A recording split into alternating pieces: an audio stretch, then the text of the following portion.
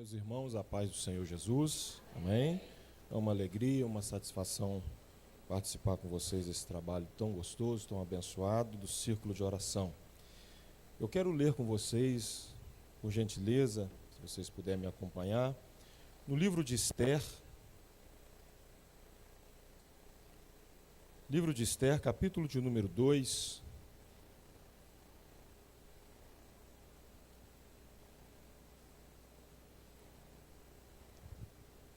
livro de Esther, capítulo 2, versículo 9, por favor.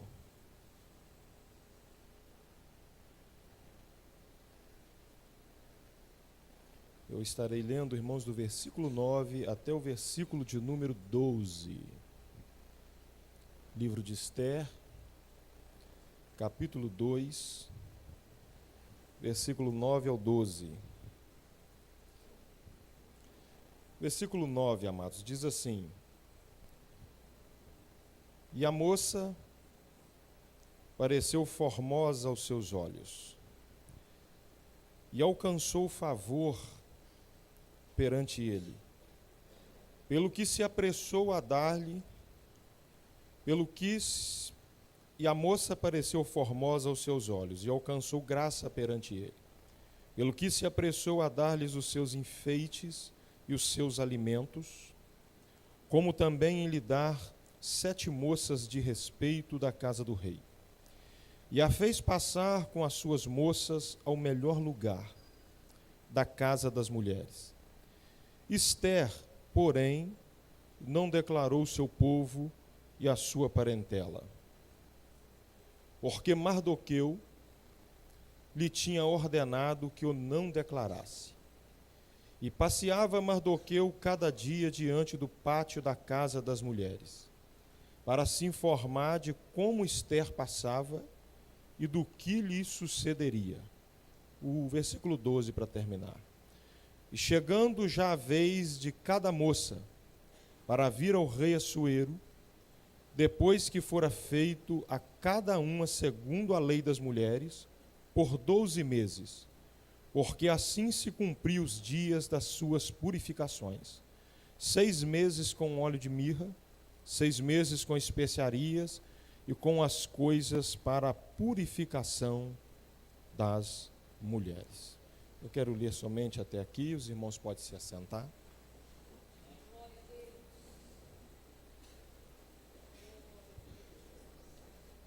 Meus irmãos, a vida, ela coloca perante a gente 3 coisas importantes. A vida coloca perante a gente desafios, oportunidades e surpresas. Quando nós entramos para dentro da história dessa moça, chamada Esther, nós vamos encontrar essas 3 coisas muito abertas neste livro. Foi colocado diante dessa mulher, dessa moça, irmãos, desafios, oportunidades e algumas surpresas.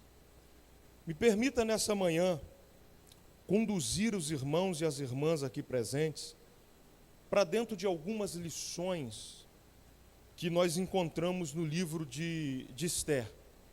Eu separei aqui, irmãos, algumas poucas lições, de forma que essas lições vai nos ensinar algumas coisas importantes. Primeiro, me permita apresentar a vocês o contexto do livro de Esther. O que é que tem apresentado nesse livro de contexto para nós? Nós sabemos, irmãos, que a nação de Israel é nascida em Abraão. Abraão gerou Isaac, Isaac gerou Jacó. Jacó gerou 13 filhos, 12 homens e uma moça. Dos 13 filhos, dos 12 filhos homens de Jacó, Deus suscitou a nação de Israel, levou esses patriarcas para o Egito no tempo de José. No Egito, Israel se formou. Passados-se tempos e mais tempos, José faleceu, o faraó conhecido de José faleceu. Israel se torna escravo por um período de 400 a 430 anos. Passado esse período, irmãos, Deus suscita um moço chamado Moisés, comissiona Moisés a tirar esse povo do Egito. Moisés passa 40 anos no Egito, ele mata um moço, vai para a terra de Midian, conhece uma mulher, casa-se, tem filhos. Passa-se mais 40 anos que ele estava trabalhando para o sogro. Ele encontra Deus numa sarça. Deus manda Moisés descer, tirar o povo do Egito. Moisés desce para tirar o povo. Quando Moisés está tirando o povo, irmãos, e ele consegue fazer isso pelo braço do Senhor, tem todo aquele trabalho das pragas, todo aquele dilema de Faraó com Deus. E agora o povo sai do Egito, um caminho de 40 dias, Deus faz virar 40 anos num deserto. Deus coloca uma nuvem para direcionar Moisés no deserto. Essa nuvem, irmãos, no período do dia, por causa do calor, ela refrigerava Israel. E o deserto, o clima do dia, ele é forte, quente, à noite esfria demais. Então, à noite, a nuvem virava coluna de fogo para aquecer. 40 anos de caminhada, chegando no limiar da terra prometida, numa região chamada de Cádiz Barneia. Deus para o povo de Israel, manda Moisés subir para o monte, comissiona Josué a ficar na liderança. Deus mata Moisés, mostra a terra, tira Moisés e fala com Josué: Josué, Moisés, meu servo, é morto, você entra na terra com o povo. E Josué pede a Deus as orientações. Deus fala assim, coloca a arca na frente, o sacerdote, quando eles colocar a planta dos pés no Jordão, a água vai se abrir, atravessa, você vai chegar numa terra chamada Gilgal, será o primeiro acampamento. Josué faz tudo, recolhe as pedras, faz o memorial, e de Gilgal, Josué traça toda a estratégia para a conquista da terra. Deus já havia dado orientação no deserto, do assentamento das tribos. Josué então conquista a terra, faz o assentamento de Israel na terra. Israel agora está dentro da terra prometida. Josué morre, Israel perde, irmãos, a referência de liderança, se torna um povo sem uma liderança. Então, por causa disso, cai em Israel um período que os teólogos e que os estudiosos da Bíblia chamam de período da teocracia da nação, ou seja, não tinha um rei, mas Deus suscitava uma pessoa para trabalhar de juiz. Deus levantou 13 juízes. Dos 13, uma mulher chamada Débora. Cada juiz desse teve um período de julgar a nação de Israel. Julgou Israel por um tempo, começando após a morte de Josué e chegando, passado um período de 400 anos, chegando no tempo do ministério de Samuel. Quando chega no tempo do ministério de Samuel, Samuel foi o último juiz desse período. A Bíblia diz que o povo, insatisfeito com a liderança de Israel, pede um rei. E Deus agora, coordenando Samuel vai ungir Saul como primeiro rei, muda-se a forma de governo. Sai da teocracia e entra para um período chamado de monarquia. O primeiro rei de Israel é Saul, começa bem, termina mal, 40 anos governando, entra no governo Davi sucedendo Saul. É um rei que teve os seus altos e baixos, porém servia a Deus, temia a Deus, segundo o coração de Deus. Deus abençoou muito a Davi, apesar dos problemas enfrentados. 40 anos de governo, Davi também velho vem a falecer. Salomão, seu filho, assume a liderança do povo. Salomão tem um governo pacífico, um governo de riqueza, abençoado, e com 40 anos Salomão também sai do trono, assume o trono de Israel, filho de Salomão, chamado Roboão.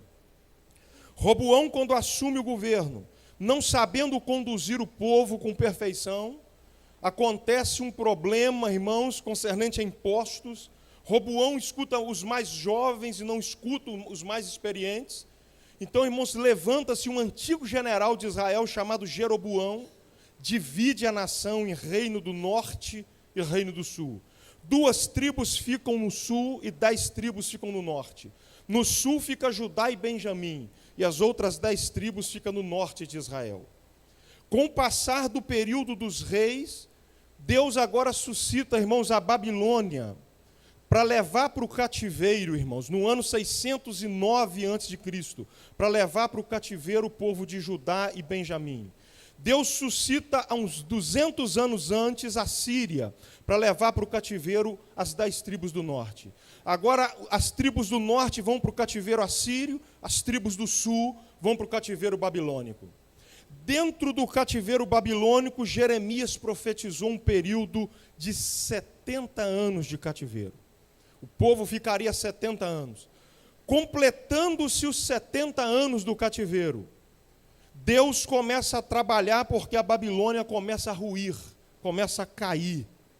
E nós tivemos 4 grandes reinos na história. Nós tivemos a Babilônia, tivemos os Medo-Persas, que eram 2 reinos que se juntaram, tivemos o Império Grego e o Império Romano, que já governou até os dias de Cristo. No período do Império Babilônico, irmão, quando a Babilônia estava caindo, ruindo-se, e o Império Medo-Persa assumindo o comando do mundo, entre o Império Medo-Persa está aqui, que é um desses impérios, o Império Persa, onde Ester morava, onde Ester habitava. Quando houve o regresso dos judeus do cativeiro para reconstruir Jerusalém, através das mãos de Zorobabel, através das mãos de um sacerdote chamado Josué, através das mãos de um reconstrutor chamado Neemias, e de um escriba chamado Esdras, eles voltam e traz uma porcentagem do povo de volta. Só que nesse regresso da Babilônia para reconstruir Jerusalém, não foram todos os judeus do cativeiro que retornaram. Alguns permaneceram, irmãos, na Pérsia, alguns permaneceram em território babilônico. Por que, pastor, que não retornou todos? Irmãos, por falta de condições, falta de preparo, eles não conseguiram retornar completamente. Então, aquele grupo que retornou com muita dificuldade, muito sacrifício, construíram o templo, construíram os muros, reformaram as portas do templo, ajustaram a cidade de Jerusalém no que podiam. Só que esse pequeno grupo que permaneceu na Pérsia, entre eles estavam alguns descendentes de Benjamim e de Judá. E entre esses descendentes estava um moço chamado Mardoqueu, Ester, que era uma prima. Esse Mardoqueu, ele cuidou dessa menina chamada Ester, porque ela era órfã, ela perdeu pai e mãe. Automaticamente se entende, pela idade de Ester na Pérsia, que Ester nasceu no cativeiro. E no cativeiro seus pais morreram. Porque Ester aqui, quando ela estava tendo a preparação para se tornar rainha, Ester estava mais ou menos com uns 18 para 20 anos de idade. Então, certamente ela nasceu no cativeiro, e dentro do cativeiro ela foi educada e criada por um moço chamado Mardoqueu, que adotou Ester, porque ela não tinha pai nem mãe. Esses judeus e benjamitas, que viviam na Pérsia, nesse tempo de Ester, estavam vivendo em miséria e em muita pobreza.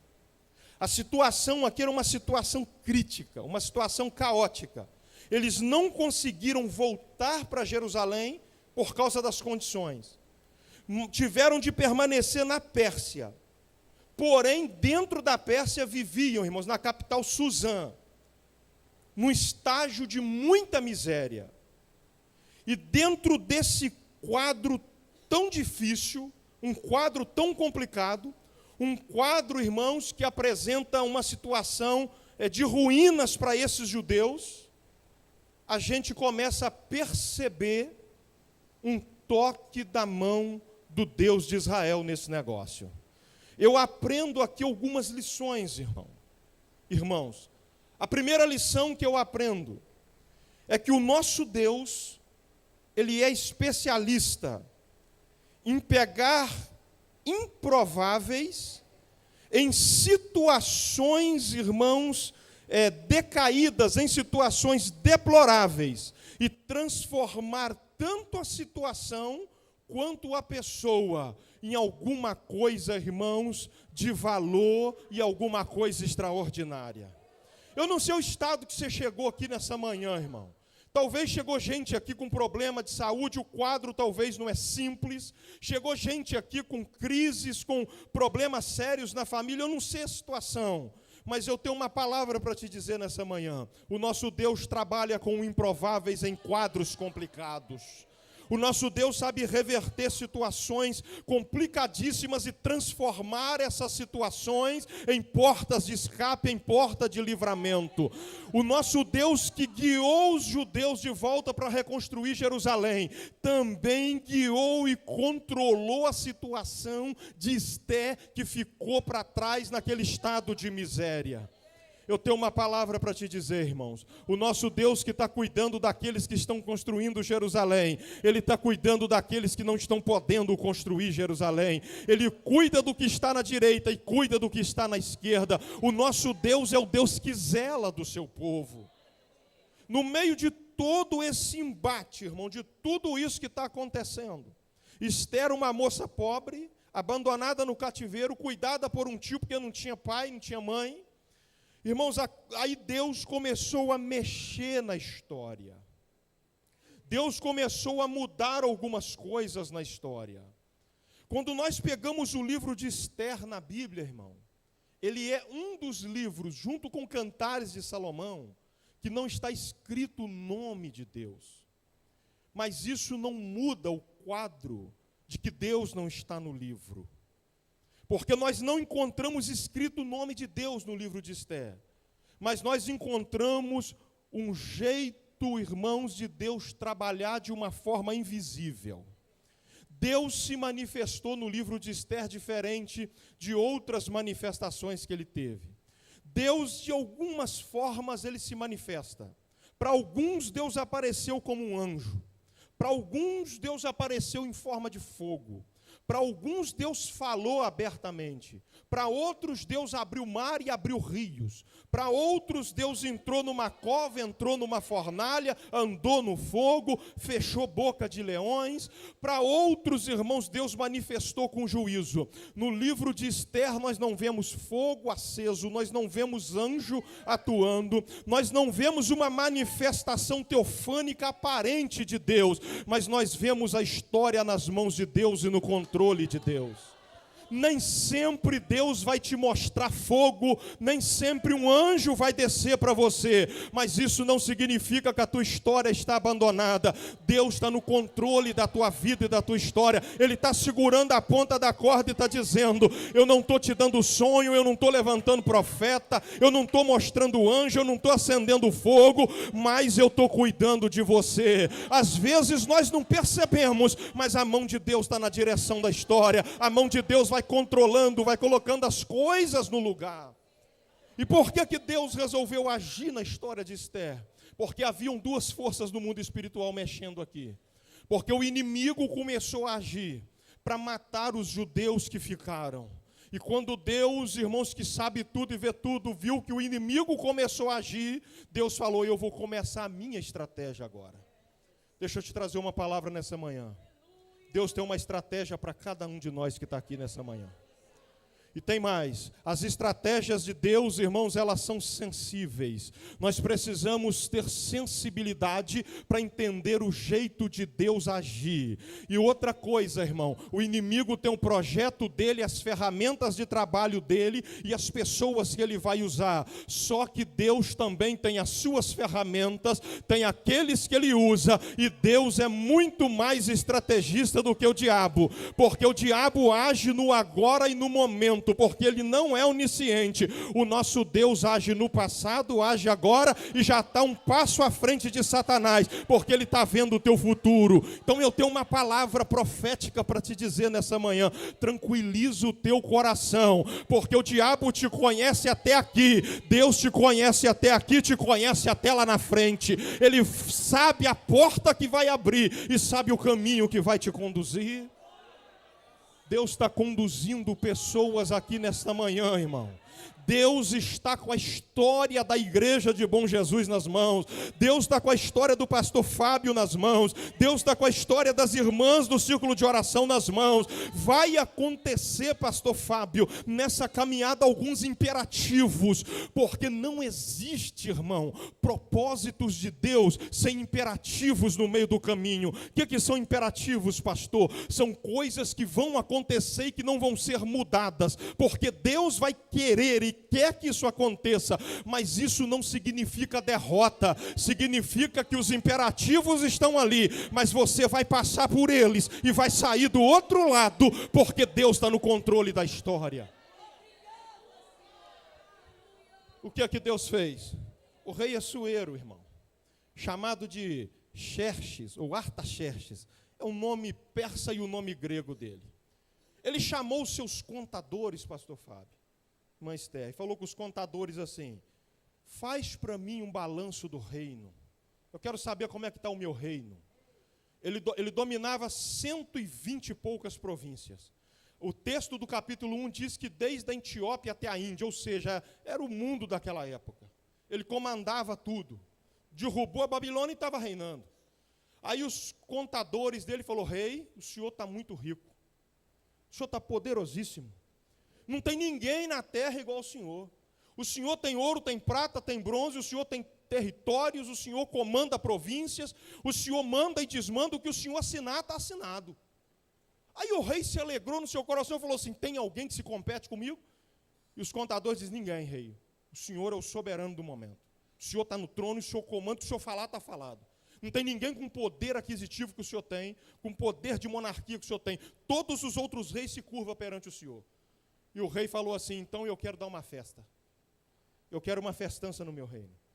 Aí eles falaram: boa ideia, rei. Vamos celebrar então essas conquistas. Como é que é a festa, rei? Eu quero 180 dias de festa sem parar. Eu quero comida de manhã até a noite. E a Pérsia inteira pode vir participar. E eu quero banquete. Eu não quero que falte carne, eu não quero que falte pão, eu não quero que falte vinho, eu não quero que falte nada. Eu quero comida para todo mundo 180 dias sem parar. Armaram no palácio, irmãos. O palácio tinha salas, tinha os jardins, e aquilo lotava de gente o dia todo, comendo, bebendo. Quando inteirou 180 dias daquela festança, final da festa, o rei bebendo muito vinho, embriagado. Aí o rei falou assim: olha, eu quero que vá no jardim do palácio, faça uma passarela, e eu quero que reúne os príncipes da Pérsia, os soldados, a elite da Pérsia, e coloca aí. Alguém falou: o que o senhor vai fazer com isso, rei? Eu quero que vocês busquem a minha esposa Vasti, e eu quero que ela faça um desfile nessa passarela, porque eu já apresentei o meu poder aquisitivo, já apresentei a festa, agora eu quero apresentar a beleza da minha esposa. Eu quero que a Pérsia veja que, além de eu ser um rei bem-sucedido financeiramente, eu tenho uma mulher bonita comigo. Eu quero que ela desfila nesse jardim aqui. As mulheres estavam tendo uma festa, irmãos, na área das mulheres, e a rainha Vasti estava naquela festa. 7 eunucos do rei foram lá no palácio onde estavam as mulheres. Interromperam a festa da rainha e falaram: rainha, o rei mudou os planos. Qual é os planos do rei? Ele quer que você deixe a festa das mulheres, quer que você vá lá na festa dos homens. Ele preparou um desfile, e ele quer que você desfile para ele e para todo o reino da Pérsia ver quem é você. A rainha virou e falou assim: diz para o rei que eu não vou não. Os eunucos olhou e falou assim: rainha, é uma ordem. O rei mandou te chamar. Ele não está pedindo. Ele ordenou para você ir. Ela disse: então diz para ele que eu não vou. Eu estou desobedecendo a ordem do rei. Eu não vou me apresentar para ninguém. Os eunucos falaram: é essa a palavra, rainha, final? É essa. Quando eles voltaram, chamaram o rei embriagado. Falaram: rei, a rainha negou teu pedido. Ela disse que não vem desfilar para ninguém aqui.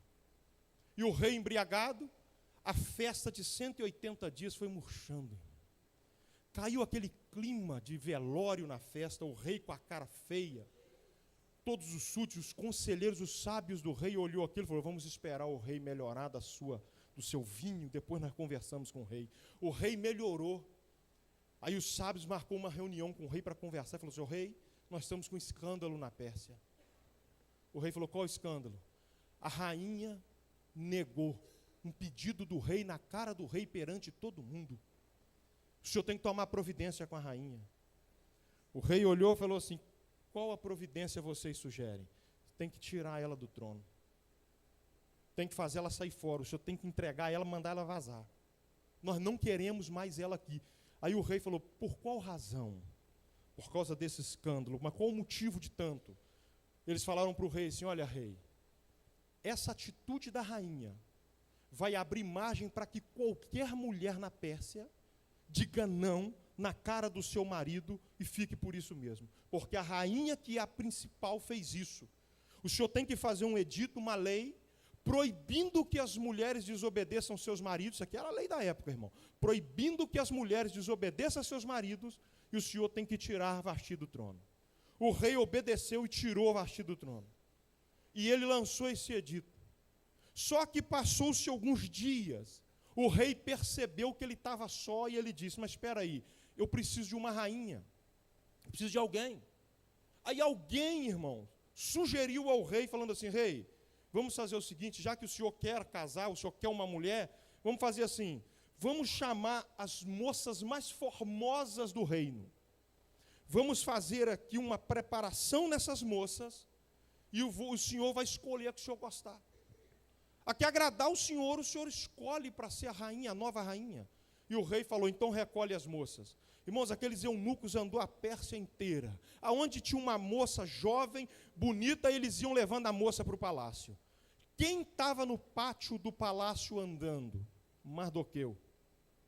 Mardoqueu escuta alguém comentar que haveria, irmãos, um concurso na Pérsia para que fosse eleita uma nova rainha para o rei Artaxerxes. Quando Mardoqueu escuta essa notícia, Mardoqueu lembrou da sobrinha, da prima.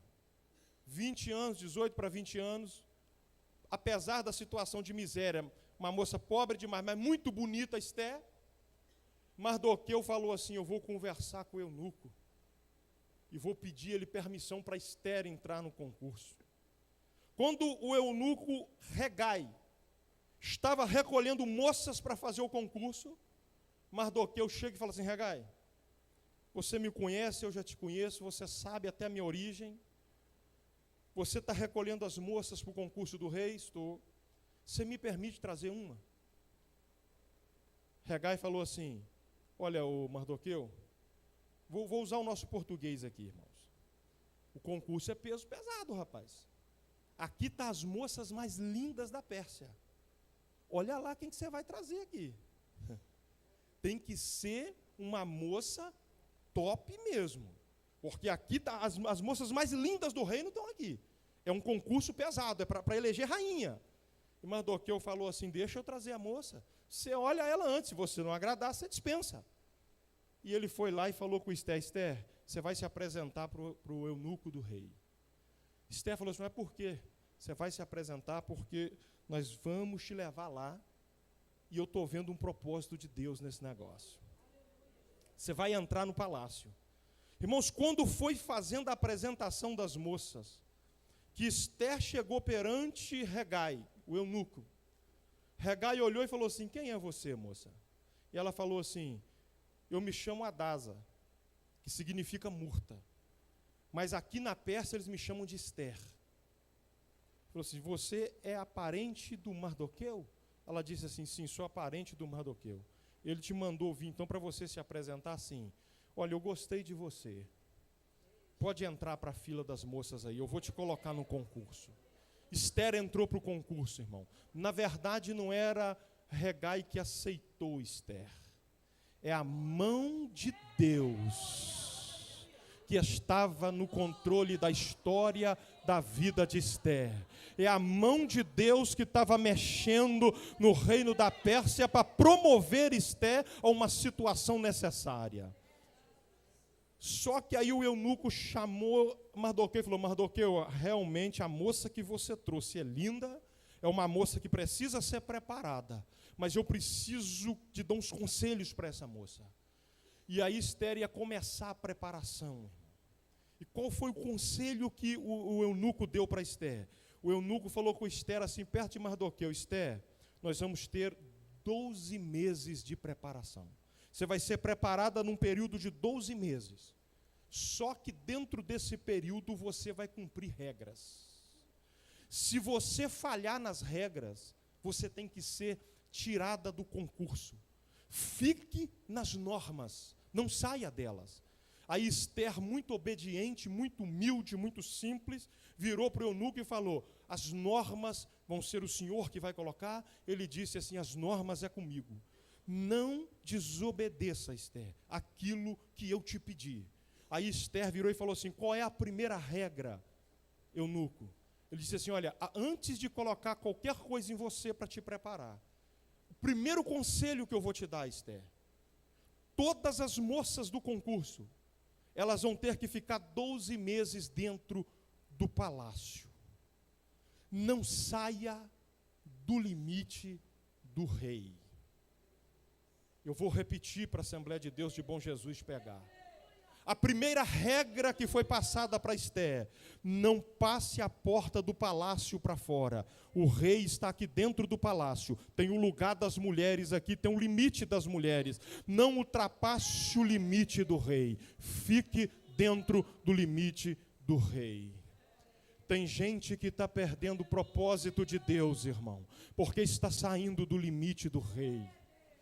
Deixa eu te trazer uma palavra nessa manhã. Você quer ser abençoado e quer ver cumprir na tua vida os propósitos do rei? Permaneça no limite do rei. Você tem um rei que comanda a sua vida. Esse rei colocou limites para você cumprir. Não ultrapasse os limites impostos pelo rei. À medida que Esther permanecia dentro do limite que o eunuco colocou para ela, ela estava escrita no propósito do rei. À medida que Esther ultrapassava qualquer linha de limite, Esther era excluída do propósito. Tem gente, irmãos, que hoje poderia estar sendo uma bênção. Tem gente que poderia estar pregando hoje, poderia estar ajudando o pastor Fábio como obreiro. Tem irmãs, mulheres que poderiam estar até ajudando as irmãs na liderança do círculo de oração, mas estão numa vida caída que abandonou o propósito. Por quê, pastor? Saiu do limite do rei, irmão. Deixa eu te ensinar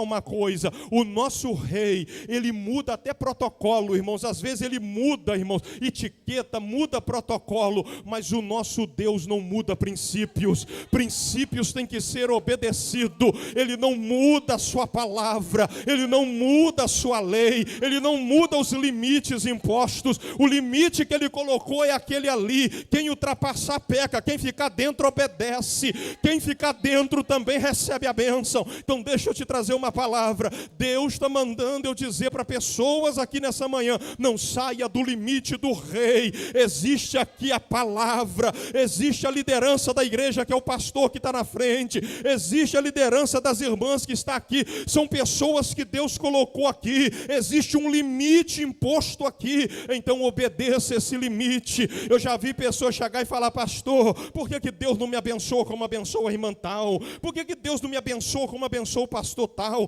Por que Deus não me abençoa como abençoa fulano de tal? É porque essa pessoa nunca obedeceu limites nenhum, irmão. Não obedece pastor, não obedece liderança, não obedece a Deus, não obedece a palavra de Deus, não tem compromisso com o limite do rei. Mas deixa eu te dizer algo: aqueles que estão dentro do limite do rei, aconteça o que acontecer, a mão do rei está sobre eles. O que acontecer, a responsabilidade é do rei, porque ele está no controle da história. Fica no limite do rei, não saia, irmão, do limite do rei, não saia da posição que o rei te colocou. Depois que ele deu a primeira regra, disse: Esther, fica sempre aqui no limite, não saia do palácio. A segunda coisa, ele disse assim: olha, vão ser um período longo, não vão ser 3 dias, Esther. A preparação não vai ser 30 dias, é 12 meses. Tem gente, irmão, que ele não quer se preparar para enfrentar os propósitos e os desafios de Deus. Esther precisou ficar 12 meses, é um ano. Se o calendário daquele tempo for compatível com o nosso, 1 ano dentro de um palácio, no limite do rei, se preparando. O tempo de 12 meses me chama a atenção. O que é 12, pastor? 12 na Bíblia, irmão, é o número da plenitude ministerial. 12 na Bíblia é o número, irmãos, de um tempo de preparação para vocacionados. Por exemplo, Deus chamou 12 patriarcas. Jesus chamou 12 apóstolos. No céu tem, do lado do trono de Deus, tem 24 anciãos. 12 de um lado e 12 do outro. 12 anciãos desse cultuam a Deus 24 horas por dia. Do outro lado, acontece outro culto de adoração 24 horas por dia. Enquanto 12 anciãos adoram aqui desse lado, outros 12 desse lado do trono, vem alguns seres viventes que arranca a coroa da cabeça, joga no pé do trono e cai prostrado adorando perante o trono. Então Deus é adorado da esquerda, Deus é adorado da direita, Deus é adorado na frente do trono, Ele é adorado. Só que eu aprendi numa linguagem simbólica do Apocalipse, irmão, que os 12 anciãos da esquerda representam as 12 tribos de Israel. Os 12 anciãos da direita representam os 12 apóstolos, ou seja, a era da igreja. Então, quando Israel cultuava a Deus, os anciãos que representam Israel adoravam a Deus lá no céu. O culto de Israel na terra era representado pelos 12 anciãos no céu. O culto da igreja na terra é representado pelos outros 12 lá no céu. Então deixa eu te dizer uma coisa, todas as vezes que o pastor Fábio chegar na frente da igreja de Bom Jesus e falar assim: irmãos, amanhã vai ter culto das irmãs, amanhã vai ter culto na casa do fulano, amanhã tem culto aqui na igreja, pode ter 1000, pode ter 10, pode ter 50, não importa a quantidade de gente. No momento que aquela igreja se reuniu, começaram a cantar, começaram a adorar a Deus, esse culto que está sendo feito aqui em Bom Jesus, ele está sendo feito lá no céu pelos anciãos. Os anciões representantes da igreja se levantam e dizem assim: está tendo adoração na minha igreja lá na terra, está tendo louvor. Então deixa eu te dizer uma coisa, num sábado desse, irmãos, 8 e pouca da manhã, o céu está em adoração, em festa, porque aqui tem uma igreja adorando. Se não tiver igreja nenhuma tendo culto agora, em Bom Jesus está tendo, e isso é sinal de que o céu não está parado. Você já adorou a Deus nessa manhã, irmão? Porque à medida que você adora aqui, a tua adoração chega lá. Eram 12 meses de preparação. 12 é símbolo, irmãos, de plenitude ministerial. O que que Hagai estava dizendo para Esther? Eu vou te preparar num tempo propício a um ministério. Eu vou te preparar num tempo propício ao propósito que eu tenho na sua vida. Irmão, você sabe qual é o peso que tem uma preparação ministerial? Eu estou vendo gente por aí hoje, irmãos, que eles estão entrando para dentro do ministério, mas parece que eles estão numa cama elástica. Eles entram, batem na cama elástica e já volta de novo. Não consegue prosseguir. É aquele bate e volta. Está cheio de gente hoje por aí assim. Pastor Fábio, um pastor de muita experiência, sabe o que eu estou dizendo, deve conhecer alguns por aí. Carangola tem um monte. É gente que ingressa no ministério, começa com um fervor muito grande, e daqui a pouco, irmãos, some, desaparece, uns desvia, você não vê mais aonde está, o que aconteceu. Por quê, pastor? Porque o segredo está aqui no que Hagai falou com Esther. São 12 meses de preparação. Esther não seria, irmãos, uma concubina. Esther não seria uma mulher filha de um outro rei de fora, oferecida em casamento. Esther, irmãos, ela seria a principal mulher da Pérsia. Ela seria a mulher, irmãos, que seria a segunda maior voz do reino. Ela tinha que ter uma preparação. E como é que funciona, pastor, essa preparação? E o que algumas pessoas não estão entendendo no propósito de Deus? E deixa eu te dar aqui 5 colunas que sustentam o propósito de Deus na vida de qualquer um de nós. Eu já vou abrir o leque para você. Deus, Ele tem um propósito na vida de cada um aqui, de propósitos diferentes. Só que todo esse propósito de Deus, ele está sustentado em pelo menos 5 coisas. E a gente precisa entender isso. Primeiro, irmão, o fundamento do propósito de Deus é o caráter. Se a gente quer entrar para o propósito de Deus, a gente tem que polir caráter. A gente tem que aprender a mudar de vida. A gente tem que renunciar a algumas coisas. A gente tem que largar algumas companhias. Tem que abandonar certas coisas. Eu quero que Deus faça isso na minha vida, mas eu não quero largar a vida que eu tenho. Eu não quero abandonar as companhias que andam comigo, que me atrapalham. Entre o amigo mais chegado e a presença de Deus, irmão, deixa o amigo mais chegado embora, fica na presença dele. Então, o primeiro fundamento de um propósito é o caráter. O segundo fundamento de um propósito, irmão, é o amor. Deus, irmãos, quando faz, Ele quer que a gente ame. Deixa eu te falar uma palavra aqui, não sei se você vai entender. Se não entender, eu vou te explicando até sem entender. Mas eu acho que vocês vão entender rápido. Deus não quer que você venha aqui porque você é obrigado. Ele quer que você queira vir. Eu vou repetir para tu pegar. Não vem no culto porque você está debaixo de pressão, porque você é obrigado a vir. Vem porque você quer vir.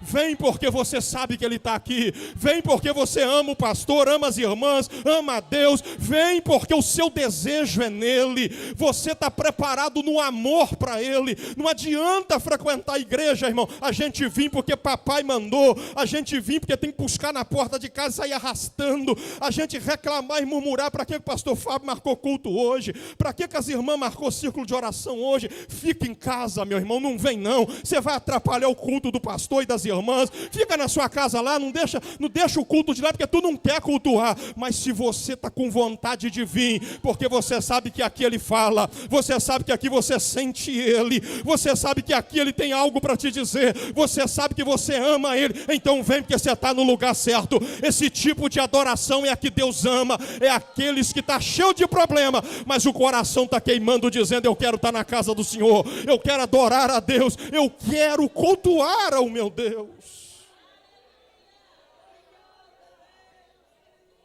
Aleluia.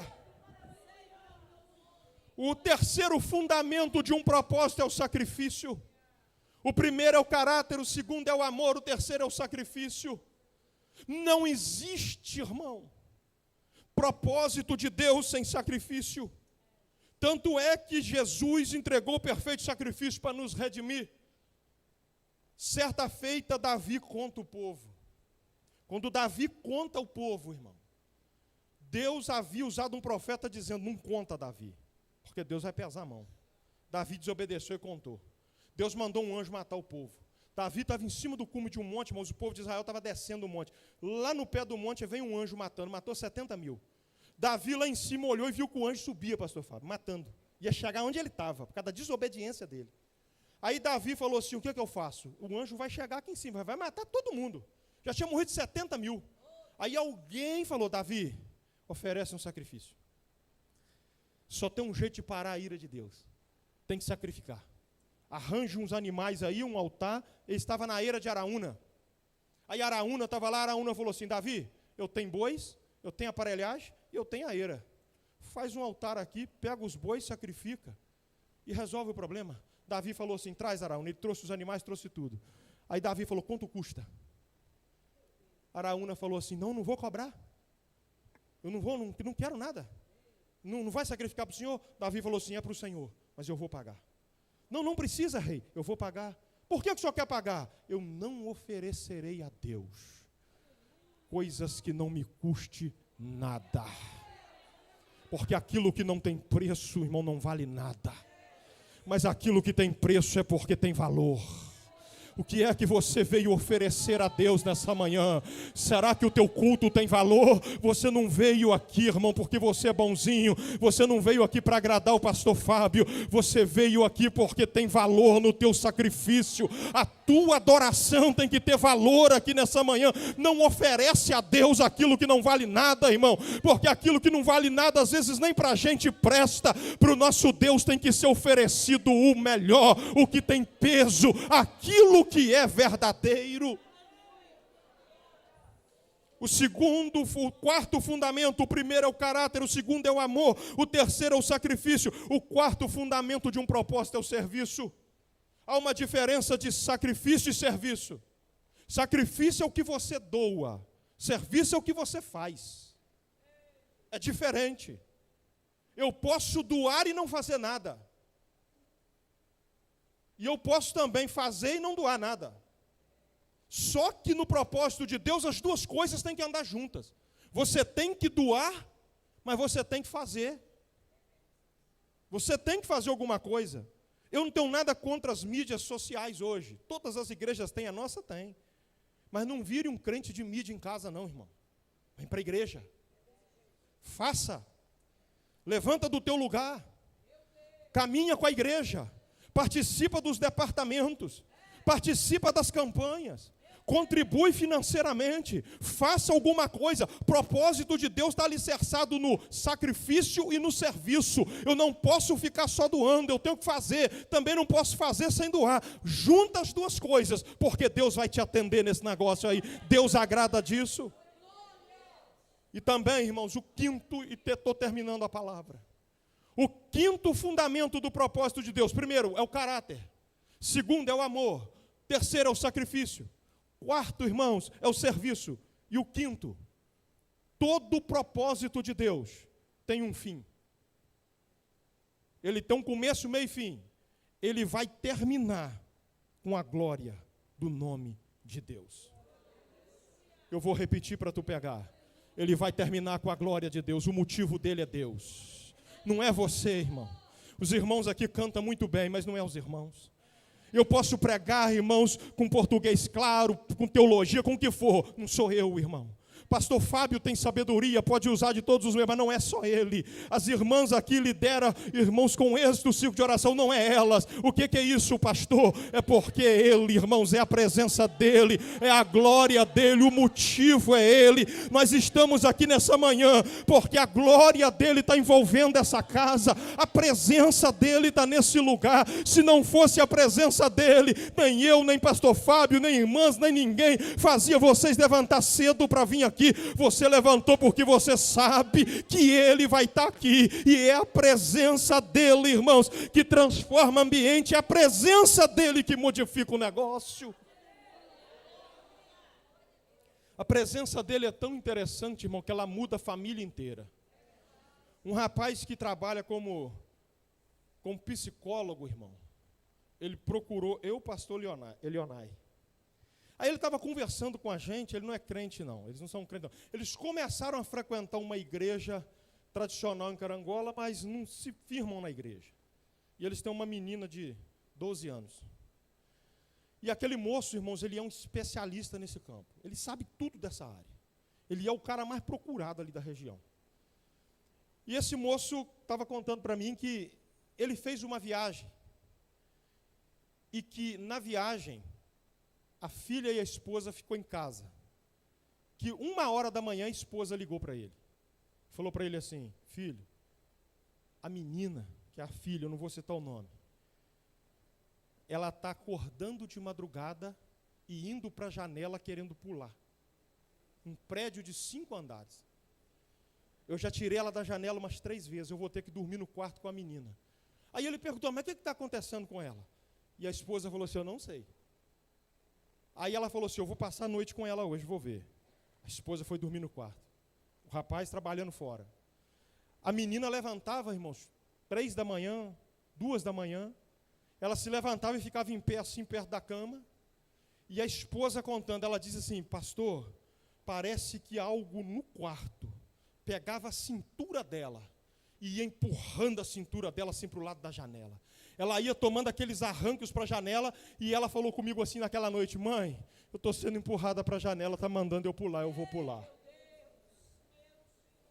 E aquela mãe ligou para o marido e falou assim: filho, ela está dizendo isso. Era de madrugada. E ele falou assim: coloca ela no telefone que eu quero falar com ela. E ele começou a falar de psicologia com ela, usar técnica de psicologia. E ele usou todas as técnicas possíveis. Passava o telefone para a mãe e dizia: como é que ela está? Falou assim: ela está só piorando. Ela está só pedindo para pular da janela. E parece que tem uma mão, diz ela, que é uma mão que vai puxando, vai forçando ela. Aí diz aquela mãe que falou assim: olha, depois que esgotou todo o conselho psicológico dele, que eu não tinha mais recurso, eu não tinha ninguém para recorrer, só estava eu e ela. Eu não sei por que me veio na mente o nome dele.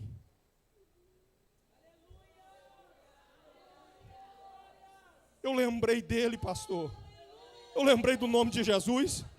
Me veio na mente uma voz dizendo assim: lembra do meu nome, chama meu nome, porque a minha presença muda esse negócio aí. Ela falou assim: em nome de Jesus, aquilo que está empurrando a minha filha e mandando ela pular da janela, sai você pela janela, deixa minha filha aqui. Na mesma hora a menina parou, se acalmou e falou: mãe, saiu, foi embora, parou de me empurrar e falou que não volta mais, porque entrou alguém diferente no quarto. É a presença dele que muda a história, é a presença dele que transforma o ambiente, é a presença dele que vai mexer. Ela disse assim: pastor, eu sempre duvidei do poder de Deus, dos milagres que alguns pastores pregam, eu sempre duvidei desse negócio de cura, mas o dia que aconteceu dentro da minha casa, eu posso entender que ele é poderoso para curar, que ele é poderoso para libertar, e o nome dele, a presença dele muda o quadro e muda a história.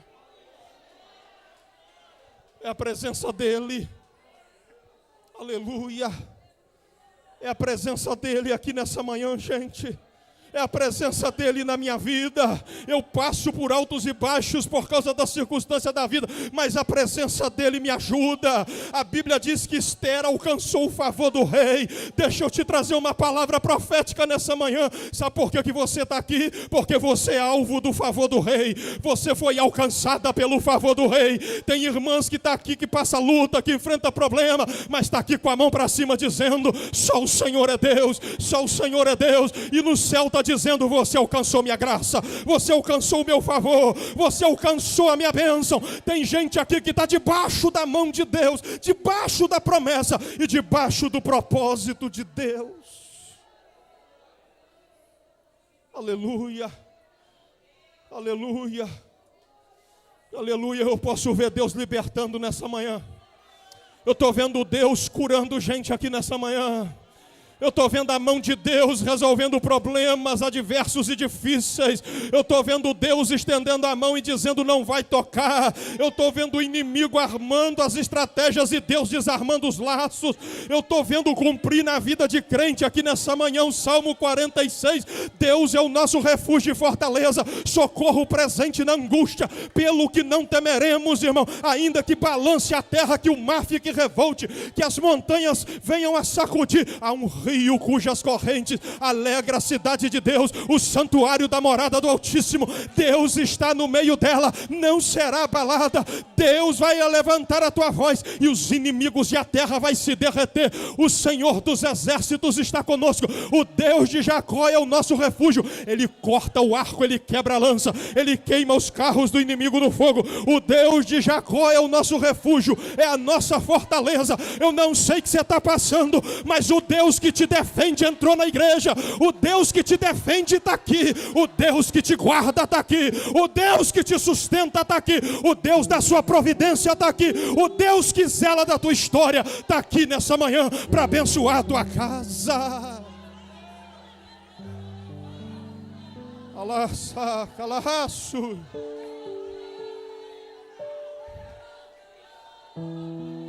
Ele manda a raça e a cante. Tem uma graça de Deus descendo aqui, irmão. Tem uma presença de Deus. Quem está sentindo a presença de Deus, levante a tua mão e adore o nome do Senhor. Levante a tua mão e glorifique o nome do Senhor. Há uma unção de Deus descendo aqui desse lado, há uma unção de Deus descendo no meio das irmãs, há uma unção de Deus lá atrás e uma presença de Deus aqui na frente. O Deus de Israel está dizendo: a história está na minha mão, é eu que dou fim na história, é eu que zelo. O inimigo não vai chegar, porque eu estou cuidando, eu sou o muro de proteção do lado. A graça do Senhor Jesus Cristo, o amor de Deus, a comunhão do Espírito Santo, seja com todos vós, desde agora e para sempre. E todos digam amém.